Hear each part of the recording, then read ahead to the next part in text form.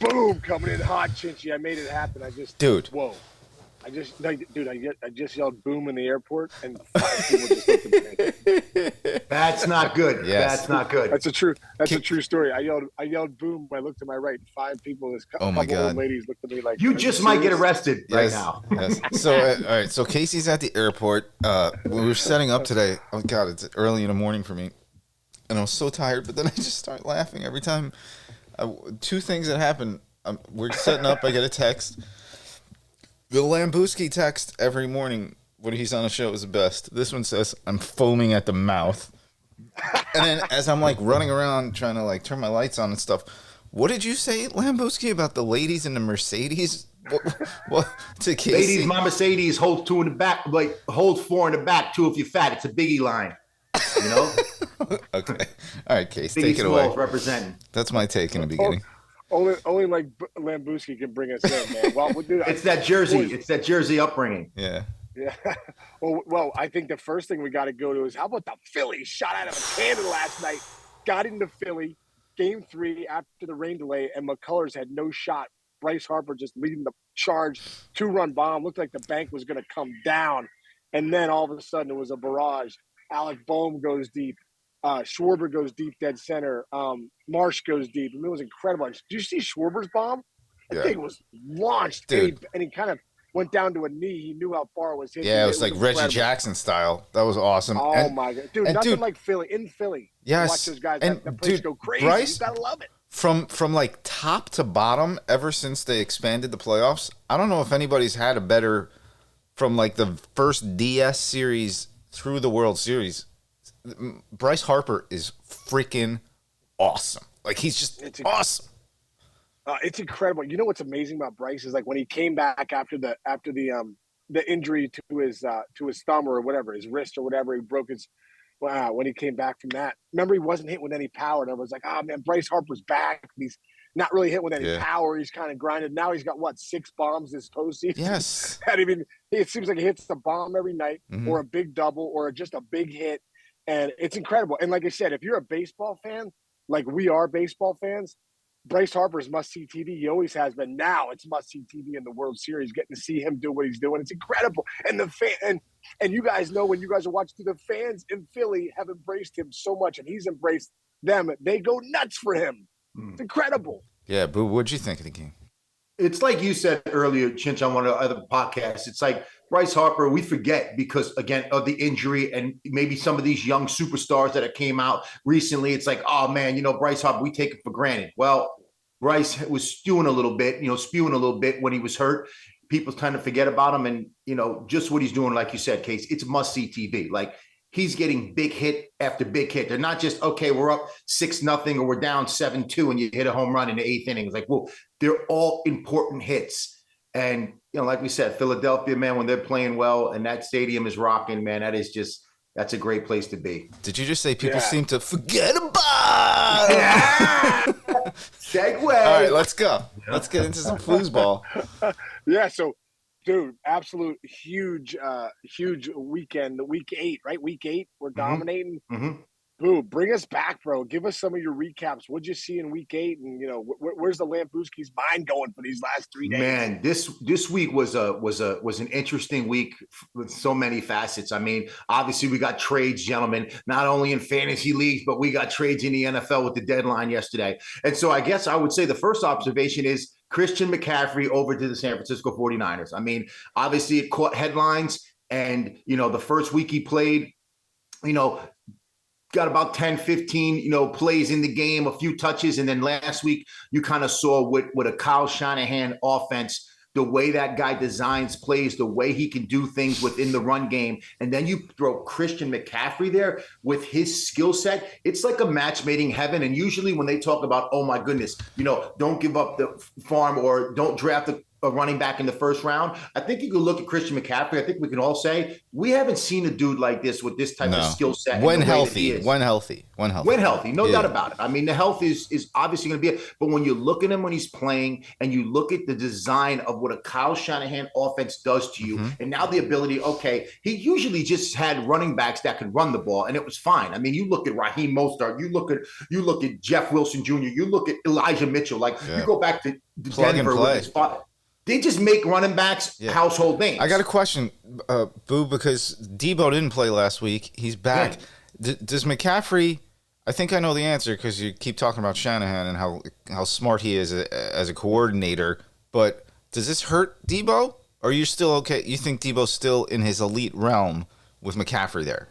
Because I got Debo in a couple leagues. That's being selfish. It's a great question, but honestly, like I think it helps him. It's like, okay, so now I don't have to key on Debo, which teams did, and he's still mount up getting his because, like you said, that design off the run game, they keep the linebackers honest because you're misdirection and you're going. It's perfect. It's immediately the San Francisco 49ers are a team you have to look at. And again, they look kind of like the Chiefs. Right. Think about the dynamic there. You have the elite, almost like the old school Cowboys, but you have the running back.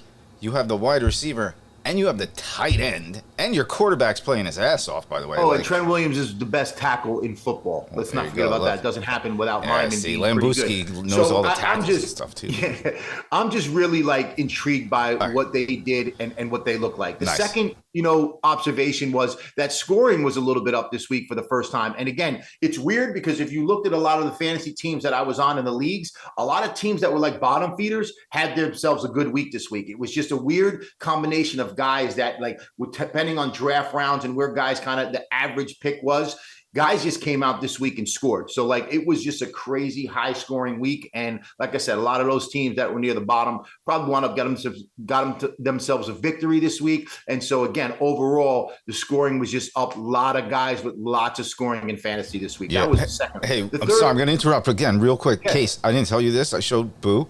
You got to see this. So 2 highest scoring teams in my league this year, this past week were me. And you remember Dan Presser, our boy from MLB Network? Presser, dude, love Presser. Dude, look how I beat him. Look what the final score was. Oh, my God, dude. That's .1. So pissed. I beat him 163.56 to 163.4. Oh. And it was because T. Higgins had the worst. You needed a Monday night touchdown from Higgins. Yeah, and he caught it, and they were down by 400 points, and Higgins, first of all, he shouldn't have even caught it. Second of all, he shouldn't even score a touchdown. Anyway, keep going. Sorry, Bill. I keep interrupting. No, I mean, that's wonderful. That's the worst, though. Presser is probably sick to his stomach. He's so mad.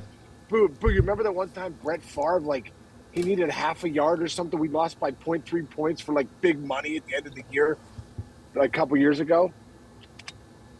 Dude, not only do I remember it, I remember every single one like that. I mean, it's incredible. The bottom line is, that's fantasy football. If that was my life for the last 30 years, I'm in the game on Monday night till it's over. I've needed victories like that, and I've been bitten like that. And again, if you're a true fanatic and you love fantasy football, that's why you watch the game. That's why you play the game. Some people just, I'll wake up on Tuesday morning and see what's like. The Lambooski's there till the end, okay? I'm riding the emotions high. Dude, first of all, Chinch, there's nothing better than a late Monday night score to get you the victory. I mean, it just brings it all home. So, pumpkin latte. So pumpkin latte. Wait, hold on. Wow.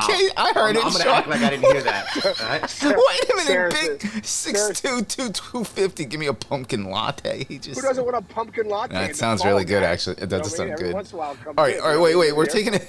We're taking this off the rails. We can go anywhere on this show. All right, keep going, Boo. Keep going. Right. My third observation this week is Justin Fields over in Chicago. I think we looked at Justin Fields and we were just in the beginning of the year, just shaking our heads man, what's going on in Chicago, man? What's up with this kid? Last year at the end of the year, he kind of started taking a little bit of steps. We thought, man, he's going to hit the ground running this year. Darnell Mooney, his number one. It's going to work out. Fantasy. Well, it took about 4 or 5 weeks of the season, but the last 4 weeks of the season, gentlemen, of this year, he's like the PPR quarterback number 6. And honestly, he's starting to look like a player that you can plug in your quarterback position and just ride him out. Dynasty, keeper league guys, get him.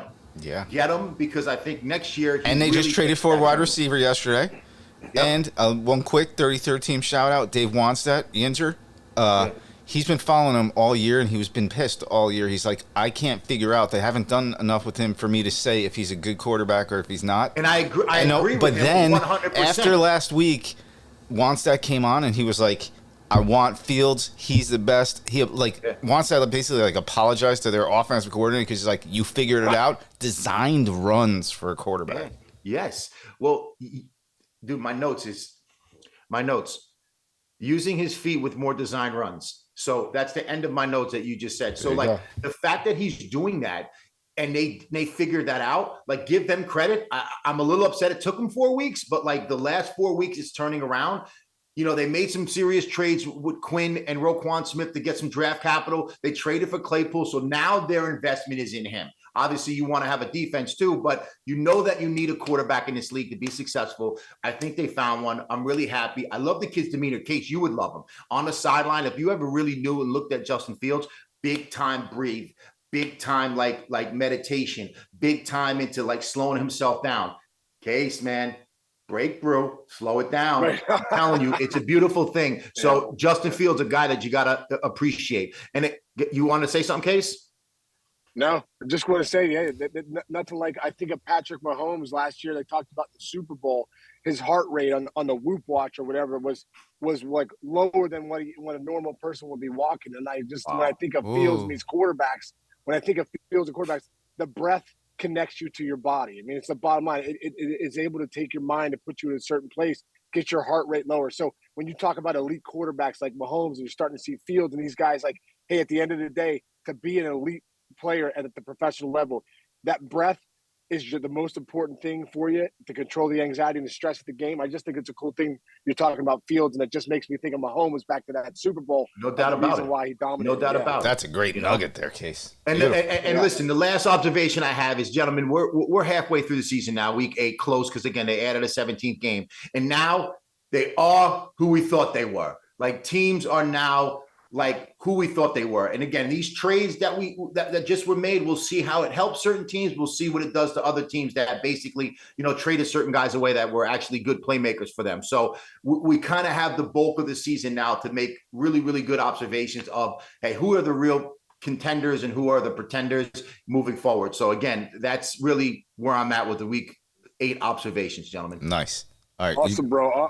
Go ahead, Casey. Yeah, what do you got? And now where are we going now? Waiver wire. Waivers. Always, man. Always. And this is, again, gentlemen, it doesn't get any more important than like being able to hit guys on the waiver wire. And I can talk in ad nauseum, okay? I can talk ad nauseum about some of the guys that we talked about on here. All right, rip through your guys. There's hits and misses every week. But this week, we're going to start off with the aforementioned Justin Fields. Like, if he's still out there on your waiver wires, there's no reason why you can't pick this guy up. I mean, he's getting better and better and better. Each week has gone up. Playing a tough Dallas defense. In Dallas, they put up 29 points. Nobody's been able to do that. Now, give Dallas some credit. They got themselves a return for a touchdown and the whole 9 yards. But Justin Fields, again, quarterback 6 in PPR for the last 4 weeks. Gotta like what you see out of him. Go get him. The other guy I'm going to talk about is Andy Dalton. Andy Dalton. It ain't sexy, Andy. It's never sexy. The red rifle, okay? You look at the red rifle, you're like, come on, Andy. You got to be able to do more for me. And then you look at the fantasy sheet and you're like, dude, the guy's having productive top 12 fantasy weeks the last 2 weeks in a row.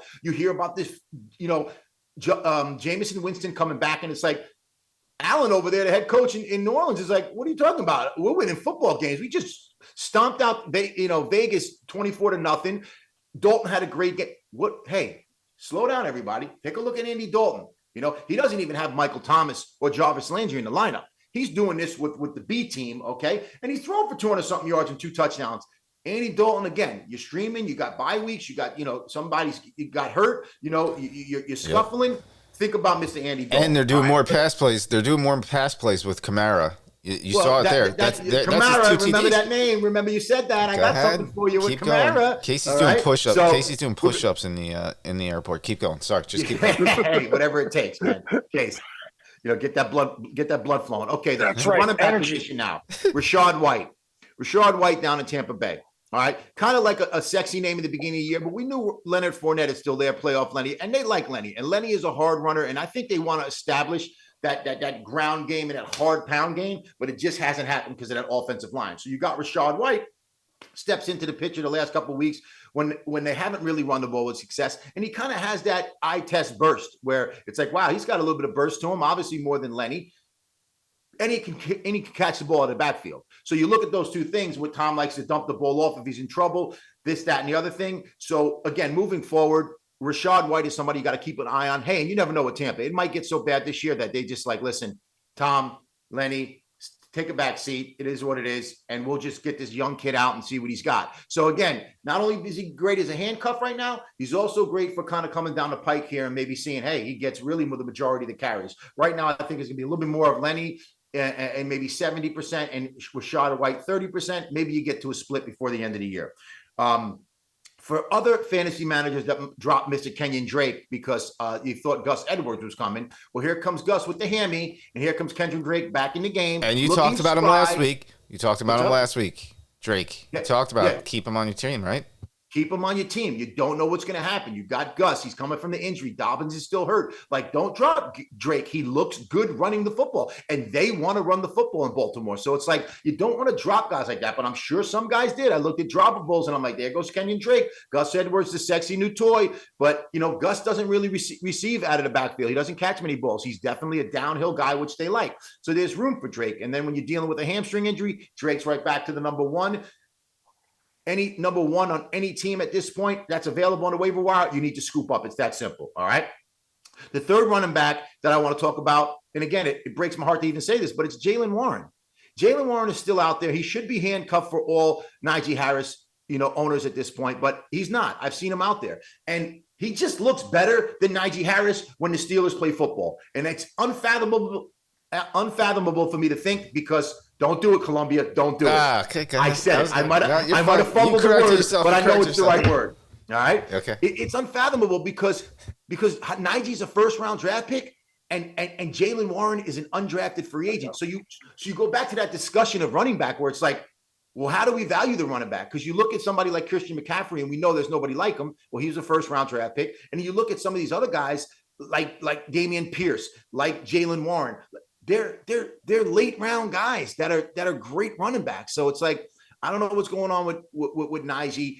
I think at some point the Steelers might want to rest him because he came into the season with that Frank injury, and those injuries are bad. But Jaylen Warren definitely passes the eye test, man. The guy runs hard. He can receive the ball. And everything I ever hear about them, because we're in Pittsburgh, is that the guy just does everything well, and he works incredibly hard at it. So you got to like what you see there. All right, moving along to the wide receiver position. A couple of weeks ago, I told you on the show to pick up Rondale Moore. But after two dud weeks and them trying to figure it out, you probably dropped them. Well, these last 2 weeks have been great weeks for him. And the reason for that, Chinch, is DeAndre Hopkins is back in the fold. Now, DeAndre Hopkins is on the outside, and Rondale Moore is running out of the slot these last 2 weeks where he flourishes. He's a quick gadget, get the ball in his hands, work the middle of the field slot. Because Hopkins wasn't back, they were using Rondale on the outside, and we saw that not work out. So now that he's back in his slot, DeAndre Hopkins is here. He's definitely a guy that you can get some value for right now. And again, he was dropped by a lot of teams a couple of weeks ago. So somebody you really need to consider. The last 2 weeks, 17 targets, 13 receptions, 117 yards, and a score. That'll get it done for you. All right. Beautiful. And the other guy that I'll talk about is Darnell Mooney. Wait, hold on real quick. Case, are you getting on a plane right now? Just asking. Yeah, I have to walk, guy. They just called for boarding. No, I'm gonna call you out on. Casey has his sweater tied around his neck, like he's from Beverly Hills right now. He's like from. Oh. Dude, wait, first off, it's not my sweater. It's a sweatshirt. Okay. Second off, I just put it around my waist, and I thought it looked worse, so I put it around my freaking shoulders. I don't know what I'm doing, guys. I'm style minus 10. Okay. No. You Sorry, got bro. it. I had to call Sarah's got you in the right direction, bro. Yeah. How's that pumpkin latte? Did you get it yet? No, we ended up going with just a regular decaf with some layered Hamilton creamer. Let's go, boys. What? That'll taste good. All right, yeah. Decaf. So I really want the pumpkin latte. I know you're screwed. All right, sorry. Keep going, bro. There's Sarah right there. What's up, Sarah? There she is. What's up, Sarah? All right. We're moving on to Mr. Darnell Mooney, Go ahead. Again, it goes hand in hand with Justin Fields. Like the maturation of Justin Fields. And all of a sudden, Darnell Mooney he's playable again. And it's what we thought he would be at the beginning of the year when guys were drafting him as that, hey, man, this is a guy that I think is going to take off. Well, the last 4 games, 50 yards or more, all right, which is not bad at all. All right. We got to freeze. There he is. Casey's back, you know, and again, when you're talking about a quarterback starting to ascend and you're his number one, now obviously Claypool they traded for, but I think Claypool just opens up more stuff for Mooney. So we'll see how that works out. They're getting him some toys. There's been a rapport with Mooney for a long time. It's been a little bit of a, you know, headache early on, but just like Fields, I think you can stack those two if they're out there and have real success towards the end of the year. The other guy that I wanted to mention is Donovan Jones. Boys. Yeah. What's up? Boys, forget about it. I gotta go. I love you guys. I'm boarding the flight. Well, I'm not going to forget about it. I'm not going to forget about it. Finish it up. All right. Chinch. Love you, boys. See you guys tomorrow. See ya. He got Safe flight. All right, keep going, boo. All right. So Donovan Peoples-Jones, all right, as of the actual time I was writing my notes, I said, let's see what happens on Monday night with him. Because so far, I was impressed by him a little bit. Keep going. Sorry. We talked about him before the season started as being that guy. But again, like we're too week to week and like too high and low in fantasy sometimes. And it's like, wow, the guy, like, again, just like Mooney, since week 4, it's 50. It's 5+ targets or 50+ yards in every game. Guys, that's 10 points. When I have to get a wide receiver 2 or somebody that I'm fighting to stream and get on my team. So many bye weeks this week. Like, oh, yeah. So I'm going to go get him right now. You want a guy that you can plug in and say, hey, listen, don't hurt me. Don't give me the fat bagel like Harrison Bryant did, okay? The tight end for Cleveland after Njoku gets hurt, and you're like, you know, Brissett likes to throw to a tight end. No, you go with a guy that you know has a safer floor. Donovan Peoples-Jones, a safer floor. I think he has 8. He goes 4 for 80 something. Again, he still had, you know, +5 targets yesterday. So it went ahead of what I was talking about while I was writing the notes, and I hadn't really watched the Monday night game yet. So it strengthened my reason for putting him down. So I appreciated that. From the tight end position this week, Isaiah Likely. Guys, he's out there on a lot of people's waiver wires, and Andrews banged his knee up. He came back from the knee and banged the shoulder up. And you could tell with the play, I was watching the play. I'm like, man, that's a shoulder. So he doesn't come in the game. What do you got? What do you got for me? I have Andrews. He's the top. I'm picking him up right now. I need him, right? I should pick him up because I have Andrews. If you have Andrews, and I don't know what's going on. He's done nothing. Andrews has done nothing the last 2 weeks.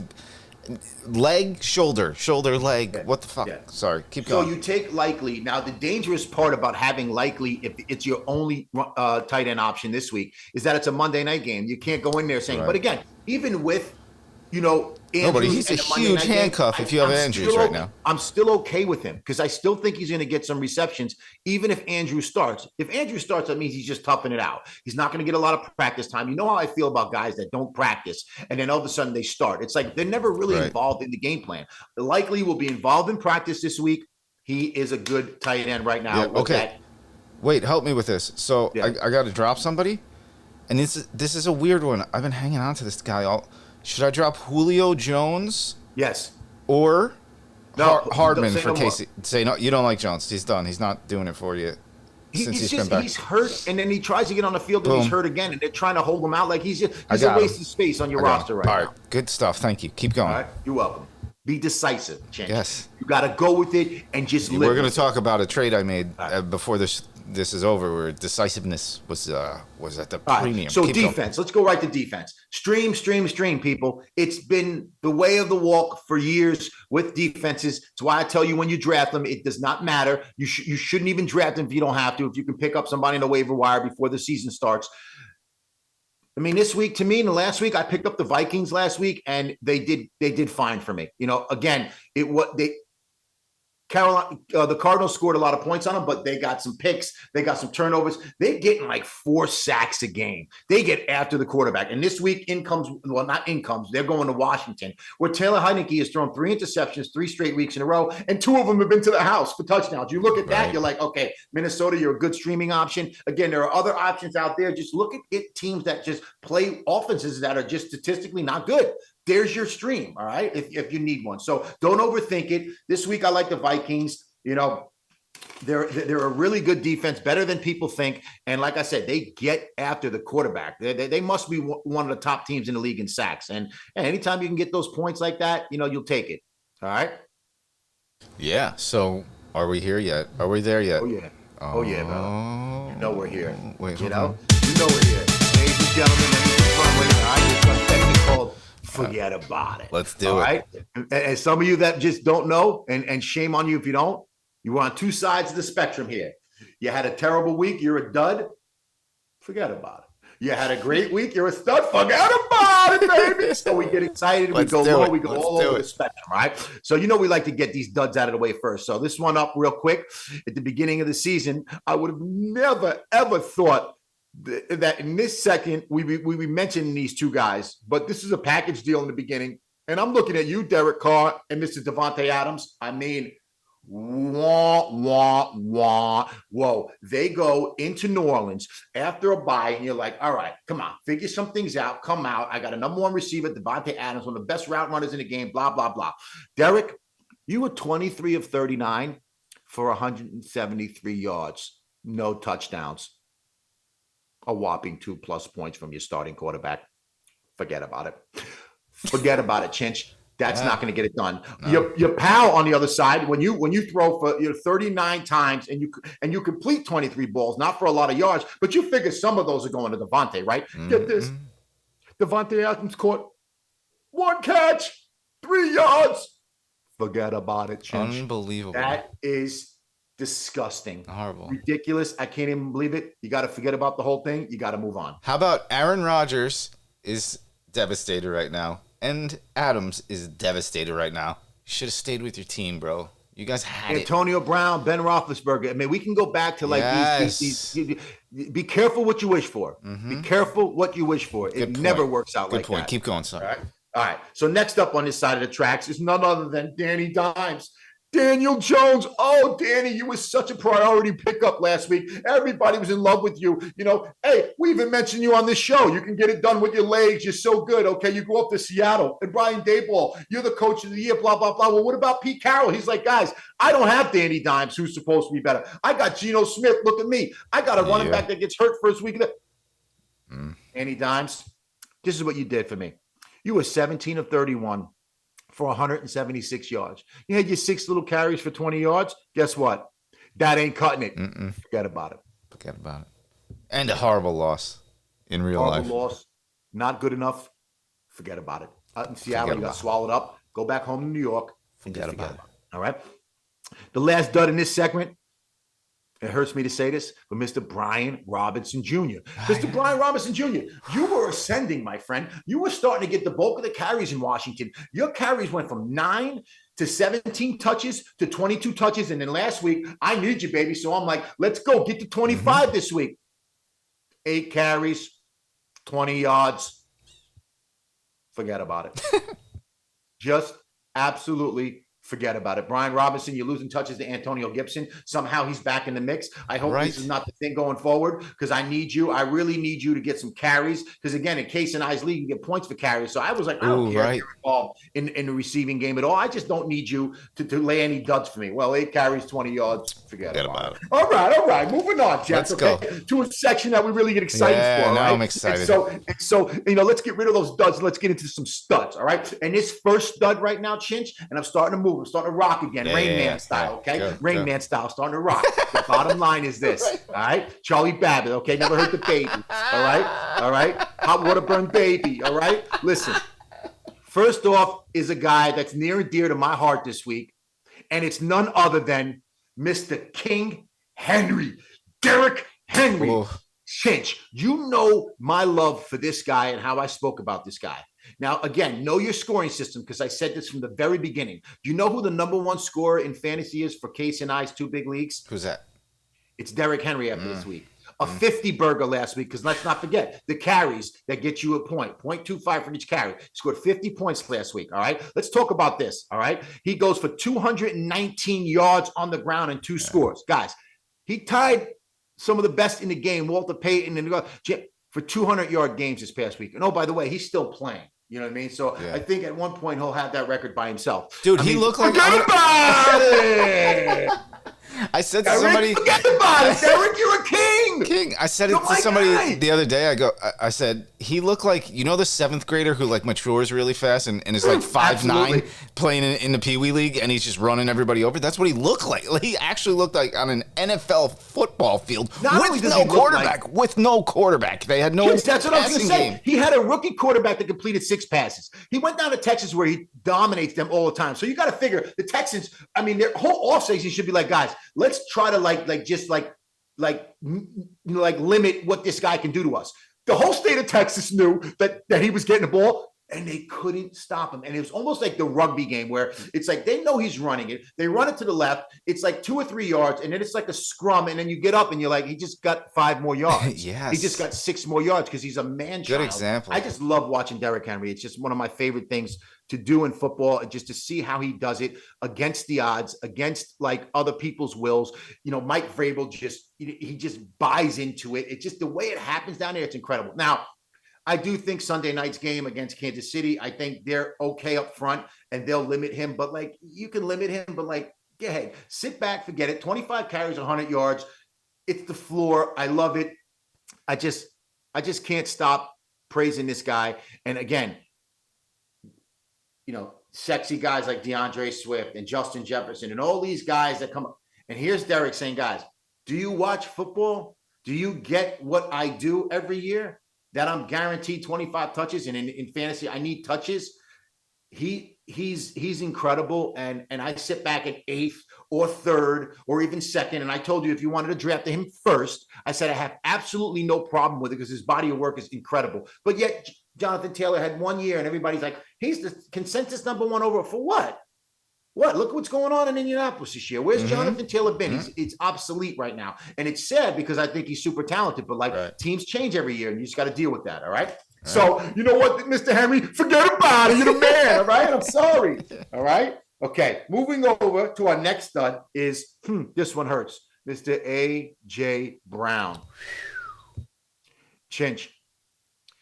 It was against my beloved Steelers. So, you know, I'm not proud of it. You know what I mean? But for some reason, you know, the Steelers didn't realize this guy was good and they just, whatever, let him run wild. So all he had was 6 receptions for 156 yards, not 1, not 2, but 3 touchdowns. Forget about it, AJ. You're a machine. He had like 5 for 113 and 3 touchdowns by the half. You know what I mean? Come on.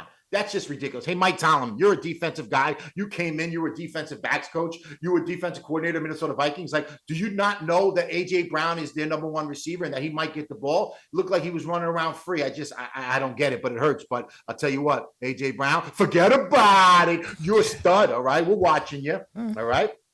Yeah. Oh, okay. And one of the last fantasy studliness, okay, on this show, okay? Yeah.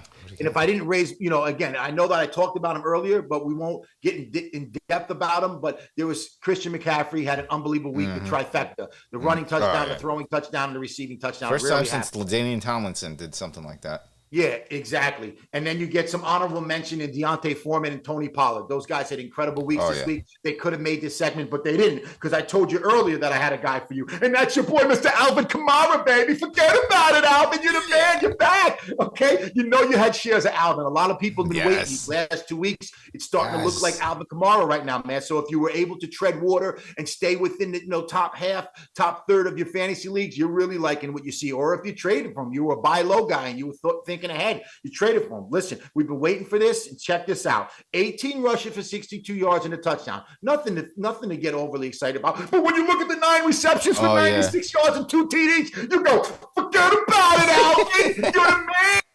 You're back, Alvin and the Chipmunks, Alvin and the Saints. All right, it's getting close to Christmas time. Give me the gift of victory. All right, fantasy championships. I need it, Alvin. All right, so listen, the guy's back. Andy is dumping it to him with that high percentage because Andy's a veteran. Those older guys, they like to dump it, get that nice completion. It looks fancy for the completion percentage. You know, like it all ties in. It's coming together down in Nolans, okay? Yeah. You got to like it. Forget about it. Forget about it. Right, the other thing, too, by the way, real quick, they're giving him the ball in some of those funky situations more than they were giving it to Hill earlier in the year. They must see. Maybe he was banged up a little earlier, but Oh man, I got Yeah, he was Kamara on a definitely banged roster. up coming into the season. He had some ankle, he had some hammy, he I had love some seeing issues. him. I love seeing him right now. He's a damn good football player too. So Nice. like when he's out there doing his thing, it's just better. Yeah. You know. All right. So is that all you forget about it for the day? Well, that's the bada boom. That's it for today. Bada boom. We're gonna get the cheers.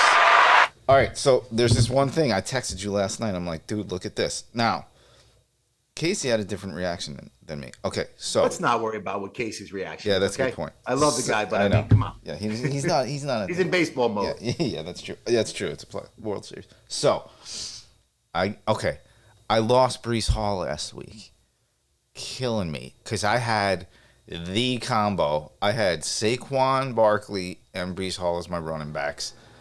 I was at the top of the league. Everything was going great. Lose Hall, lost the game. So now I still have the most points in this league. It's a great league that I have the most points, but I'm one game behind the leader. I think I'm like 6-2. He's 7-1 or whatever it is. I get this offer from a guy in my keeper league, boo. That is, he's out of it, but he's a really good player. He's just having an awful season, but he's a good fantasy player. This guy, Justin, I'll give him credit. Okay. I get this offer last week of the trade deadline. He's offering me Nick Chubb and a round 8 draft pick for Pacheco and a round 1 draft pick. Here's what happens. Here's my thought process, and then you tell me if I'm right or wrong, or you agree or disagree. First of all, I don't know if I can walk outside my house right now and get hit by a bus, and I'm not playing in the league next year. That's my first point. Okay. My second point is very good point. This is a pretty big ZD league. Pretty big ZD league, and I have the team generally around the corner. Like my roster is legit. I got Pollard, I got Andrews, I got Barkley. You made a San Francisco 49ers move, Chinch. What? You went for it. I went for it. I accepted. Listen, I told you. I gave up my round 1 pick though for next year, but listen, who gives a shit? Round 1. Now, by the way, keeper league, first 3 rounds become a number 1. I got Brees Hall in the 4th round, so I can actually keep him as my 2nd round pick, and then I have 2 8-round picks. So I was just like, I don't know. I was just like, F it. I got to do this. I'm going for it. Keep going. What's your take? And be honest with me. I got thick skin. I love it. I mean, the take is we'll see how it ends up, obviously, because right now Nick Chubb, besides Derrick Henry, is that other guy. If there's like and I don't want to say poor man's Derrick Henry because Nick Chubb is no poor man's anything. Mm-hmm. He's that. Cleveland is committed to running the ball. Now, it might change when Deshaun Watson gets back. I don't know why. Because if you looked at Cleveland, the way they ran the ball the other night, the way they ran it against certain teams, you're just like, that team should be 5-3. That looked like the 86 Giants. It looked like the 86 Giants. That's what I'm saying. They look like they could have beat anybody the way they played the other night, defensively and offensively. But offensively, it's no secret. Nick Chubb is getting the ball, and teams still don't stop him. He's been fantasy gold. He's number 1 and number 2 in scoring in fantasy gold. It's a great trade. You give up Pacheco. He's young, but you don't really know what's going to work out there. I like Pacheco. He's been a little disappointing so far. He was starting the running back last week. That got him 8 carries for 43 yards or 50 yards. Yeah. Great. I need more than that. I need Nick Chubb's 25 touches. You know what I mean? Right. So you gave up the first round of next year. Doesn't matter. You got Brees Hall as a keeper. Hopefully he's back from the ACL and he can, he is who he is. You're banking on that. But even so, next year's next year, like you said. You don't know what's going to fall out. You don't know who's going to be the gem next year in the 5th, 6th, 7th, 8th rounds that take over to be a star for you. So you can formulate your team next year, make a trade, do something. Right now, you lost an elite running back and you just got one. You made a San Francisco Kyle Shanahan type move. You are Kyle Shanahan, right? Thank you. And and so I like the trade. We'll find out if it's good or bad. But I don't think it's too much for him. He's a bona fide stud right now, and he's a plug and play. Forget about it. And again, I like when you get an infused new guy on your team. It's fun. So it's like, wow, I get to watch a whole different guy. Cleveland game. I agree with that. Good point. So that's the fun of it too. So there's a lot of things you can say. Yeah, what are you doing? It's still fantasy. It's fun. I've been hoping to make a trade somewhere. Exactly. Yeah. So you want to win, and you are, but you made a move to improve your team. Yeah. So you gave your team a better chance of winning. You made a move, which is fun, and you get to watch another guy. And for another, I'm just excited. I like seeing my roster when I have a good roster, and my 2 run to plug in. He's got to buy this week, Chubb, but to plug in Barkley and Chubb every week through the rest of the year. And again, I get excited. I'm going to be excited on Sunday morning. We're not seeing those well, a little bit more now you are, but in the beginning of the year, it's almost like teams are trying to get that running back room split up so one guy wouldn't have too many carries. Right. Now you're getting you're getting bell cows. A lot of bell cows. Now you're getting 20, 25 carries out of guys, and Chubb has been that guy. You know what I mean? He's one of those safe guys, keeping guys like that in the goal line. You know what I noticed about Chubb and Barkley too? It's like you hate when the guy gets that 35-yard run and he's got 3 carries for 60 yards on that drive, and he's gassed, or they think he's gassed and they take him out, and then your backup gets it. But Chubb and Barkley have been almost goal line proof so far this year. Yeah. So anyway. We love that. I mean, again, sometimes Hunt comes in and steals a touchdown or two, but it hasn't been like that. Chubb in the end zone, and he's been great. So, all right, brother. Good stuff this week, Boo. This was one of my favorite shows we've ever done. I'm gonna be honest with you. Nice. Casey was fun, and we had Case running through the airport. He literally showed up and gave us a little something. We appreciate the effort. Yeah, we love him. All right, all right, Boo. We're gonna do it again next week, man. Love you, buddy. Can't wait, brother. Thank you, man. All right, see y'all.